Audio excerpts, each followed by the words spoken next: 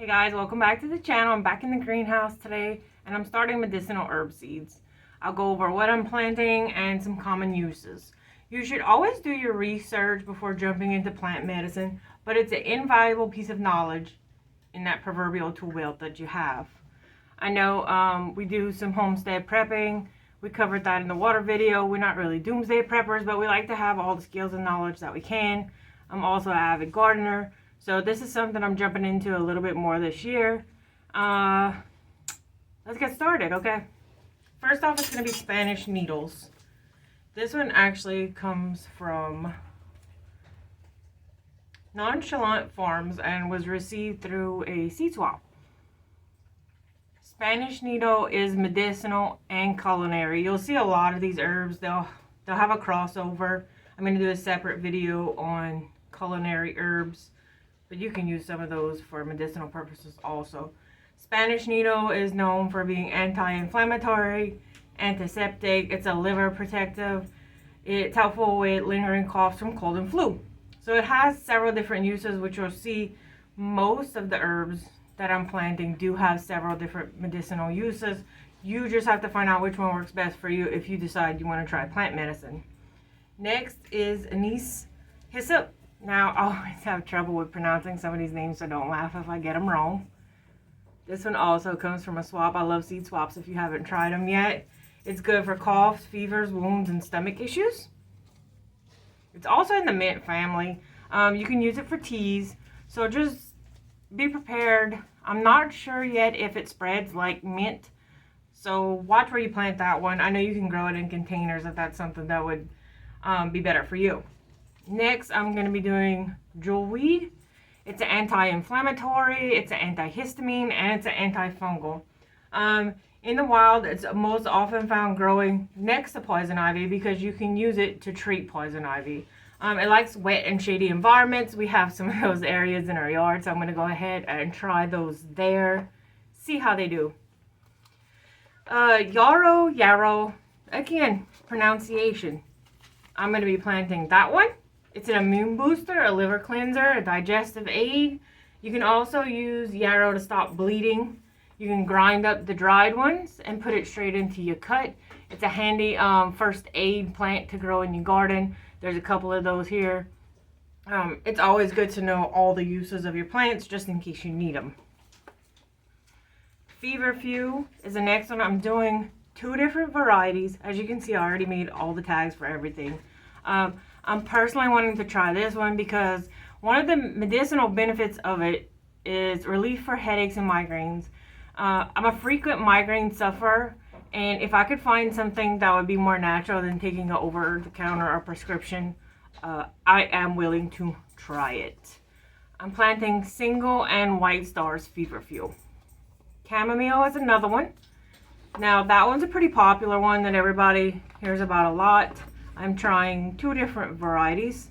I'm doing Roman and Zlatilan. I'm not sure if I pronounced it correctly. It's commonly known for sleeplessness, anxiety, and calming stomach issues. 2 things I think that are very important to note and why I always press people to do their research before jumping into herbal medicine. Chamomile is popularly found. You can go to Walmart, dollar store, and you can get chamomile tea without a problem. Pregnant women should not be drinking chamomile tea, or anyone that's allergic to flowers in the daisy family. Now, there's a couple in here that are in the daisy family. Again, do your research. It's so important to know what you're putting in because they do have medical reactions if you're already on prescription medications, you know. So this is another one that is not as well known, and this one's Horehound. It's not commonly talked about, but it's said to help with respiratory issues and often used as a cough suppressant. It's been around for a long time in natural cough syrups and natural cough drops. It's also helpful in digestion and improving appetite. If you're into foraging, you can also look for goldenrod for a natural cough, cold, and allergy remedy also. I did foraging for that last year. I have some that is freeze-dried, hang-dried, hung-dry. I'm sorry. I'm talking faster than what I can think.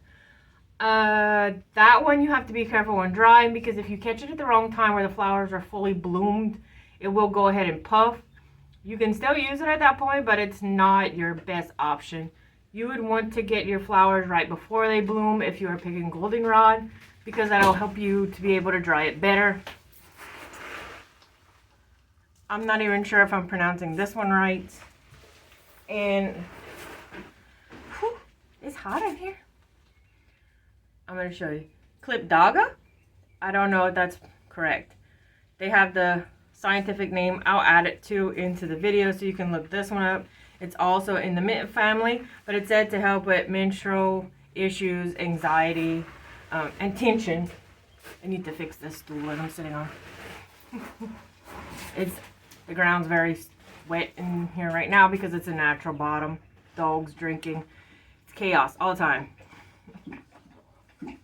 I'm going to do a few other common ones. I'm not going to go over their uses. These are well known by a lot of people. Lavender, catnip.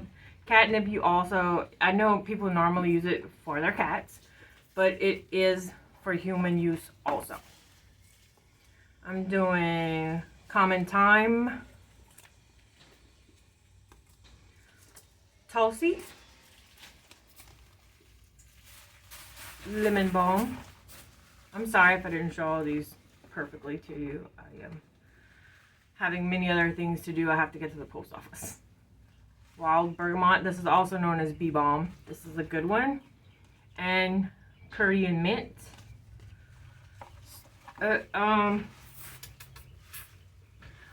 So I'm not a doctor. I'm not a medical professional. I'm none of that. But I always like to have knowledge about alternatives to medicine just in case I need them. You never know if or when you'll need that one day, and in the middle of an emergency is not the time to try to learn about it. I also recommend, if you can, to have some books in your library that cover some of these subjects that you can quick reference if you need it. We do have a rather large homesteading library. I am always looking for good recommendations on books if you have some favorites. I'm going to show you a few that I have that I really like. And if you don't have these, they may be worth you looking into. Everybody knows Rosemary Gladstar. Everything by her is very popular. She's been doing this a long time. The Complete Medicinal Herbal. This is a really good one that I enjoy looking through. It's an older book, so you'll probably have to find it secondhand somewhere. I don't know if they are still publishing this one new. I picked up mine off of eBay. This is the Reader's Digest, Magic and Medicine of Plants. This is another one that I enjoy referencing, and it has also illustrated pictures, real life pictures, great descriptions, different uses for everything, how it's used, the history of it. And if you are from Louisiana, I have recommended this one before on our Facebook page, Louisiana Herb Journal. It has everything local to us. And if you do not live in Louisiana, you should be able to find one for your state or for your region. I think that's very handy to have because it'll be localized to you. And in certain situations, you may need local information because that might be as far as you're going. All right, guys, I hope you will go ahead and hit the subscribe button because I will be back with several more parts of this video because I'll be doing medicinal flowers and edible flowers probably tomorrow. I need to get these all started. And then I'll come back and show you what regular flowers I'm planting because you got to have some fun stuff even in the work stuff. All right, guys, don't forget to subscribe. I'll see you soon. Have a good day. Get some seeds started. Bye.